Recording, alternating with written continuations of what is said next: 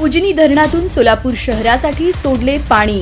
औजमध्ये पाणी 6 जानेवारीला पोहोचणार, तर शेतीसाठी पाणी सोडण्यापूर्वी घ्यावी लागणार जलसंपदा मंत्र्यांची मान्यता। सोलापूर शहराला पाणी पुरवठा करणाऱ्या औज बंधाऱ्यात आता 10 ते 15 दिवस पुरेल इतकेच पाणी शिल्लक आहे। या पार्श्वभूमीवर गुरुवारी 26 तारखेला उजनी धरणातून भीमा नदीत 6,500 क्युसेकचा विसर्ग सोडण्यात आला आहे। ते पाणी औज बंधाऱ्यात 6 जानेवारी पर्यंत पोहोचणार असून त्यानंतर धरणातील पाणी सोडणे बंद केले जाणार आहे। अकलूज येथील नगर परिषद येथील स्वच्छता निरीक्षक म्हणून कर्तव्यावर असणाऱ्या नितीन सिद्धराम पेटकर वय 40 वर्षे राहणार अक्कलकोट यांच्यावर लाचलुचपत विभागाच्या अधिकाऱ्यांनी लाचेची मागणी केल्याबद्दल सापळा रचून कारवाई केली आहे।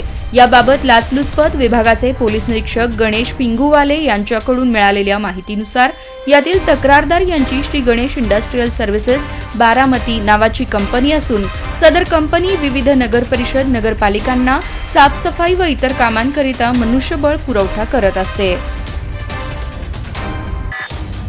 प्रेक्षकांनी खचाखच भरलेले मैदान, प्रचंड उत्कंठा, टाळ्या आणि हलग्यांच्या आवाजाने गजबजलेल्या श्री नागनाथ केसरी कुस्ती समितीच्या आखाड्यात प्रथम क्रमांकाची कुस्ती मोहोळ येथील महाराष्ट्र केसरी पैलवान सिकंदर शेख व भारत केसरी हरियाणाचा पैलवान भोला पंजाबी यांच्यात झाली। बॅक थ्रो डावावर सिकंदर शेख याने भोला पंजाबी याला आसमान दाखवत बक्षीस पटकावले। अवैध हातभट्टी दारू विक्रेत्यांकडे पोलिसांचा कानाडोळा, मृत्यूची नेमकी कारणे काय? शहरातील नागरी आरोग्य केंद्रांच्या आशा सेविका व वैद्यकीय अधिकारी घरी जाऊन मृत्यू झालेल्या प्रकरणांची पडताळणी मौखिक शवविच्छेदनाद्वारे किंवा मृत्यूची तोंडी छाननीतून करतात, पण गृहभेटीवेळीचे मौखिक शवविच्छेदन व खासगी डॉक्टरांनी दिलेल्या अहवालात तफावती आढळल्या आहेत। बीड नंतर तुळजापूर हादरलं, सरपंचाला पेट्रोल टाकून जिवंत जाळण्याचा प्रयत्न। तुळजापूर तालुक्यातील मेसाई जवळगा गावच्या सरपंचावर हल्ला करून जीवे मारण्याचा प्रयत्न झाला आहे। या हल्ल्यात ते थोडक्यात बचावले। मध्यरात्री 1च्या सुमारास बारुळ गावाजवळ ही घटना घडली। मेसाई जवळगा गावचे सरपंच नामदेव निकम मध्यरात्री गाडीने प्रवास करत होते। गाडीत त्यांचा भाऊ देखील होता, तेव्हा अचानक त्यांच्या गाडीवर हल्ला झाला।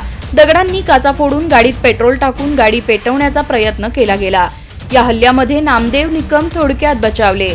पवनचक्कीच्या वादातून हा हल्ला झाल्याचा प्राथमिक अंदाज वर्तवला जात आहे।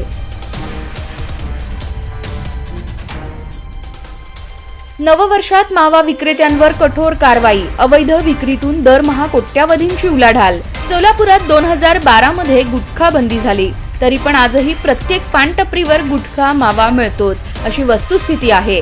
याशिवाय शाळा महाविद्यालयांसह शासकीय, निमशासकीय व आरोग्य संस्थांच्या 100 मीटर परिसरात तंबाखूजन्य पदार्थ विक्रीवर निर्बंध आहेत। मात्र गुटखा बंदी असो की कोटपाक कायदा असो, सर्रासपणे पायदळी तुडविला जात आहे। शहर ग्रामीण मध्ये हजारो तरुण मावा विक्रीतून दरमहा लाखो रुपयांची कमाई करतात, अशी ही वस्तुस्थिती आहे। अशा अवैध धंद्यांवर आता नववर्षात छापे टाकून कारवाई केली जाणार आहे। शैक्षणिक सहलीस निघालेली खासगी बस उलटली, 39 विद्यार्थी बालंबाल बचावले। लातूर शैक्षणिक सहलीसाठी कोल्हापूरला जाणाऱ्या चाकूर तालुक्यातील शिवणखेड बुद्रुक येथील विद्यार्थ्यांची खासगी बस उलटल्याची घटना गुरुवारी पहाटे 3:30 सुमारास मंगळवेढा जिल्हा सोलापूर नजीक घडली। सुदैवाने 39 विद्यार्थ्यांसह 7 कर्मचारी बालंबाल बचावले। अपघातातील जखमींवर लातूरच्या विलासराव देशमुख शासकीय वैद्यकीय महाविद्यालय व रुग्णालयात उपचार करण्यात आले।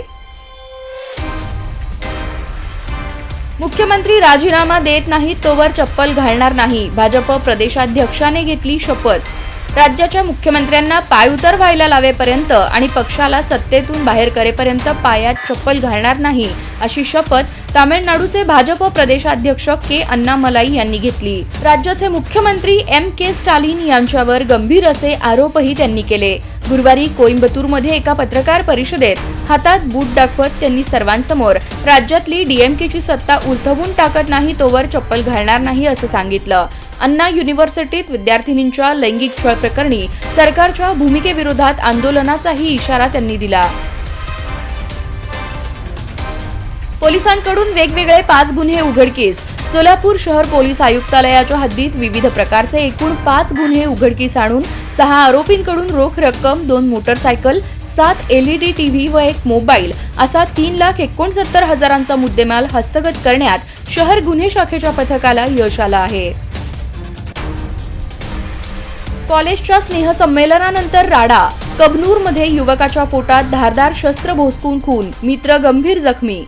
धारदार हत्यार बाहेर काढत एकाने प्रसाद याच्या पोटात भोसकले आणि हातावरही वार केला.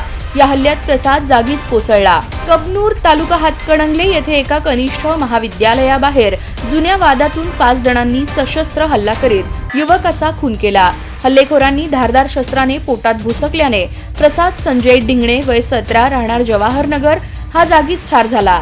त्याचा मित्र सौरभ शहाजी पाटील वय 22 राहणार जवाहरनगर याच्यावरही 2 वार झाले. तो कसाबसा हल्लेखोरांच्या तावडीतून सुटला.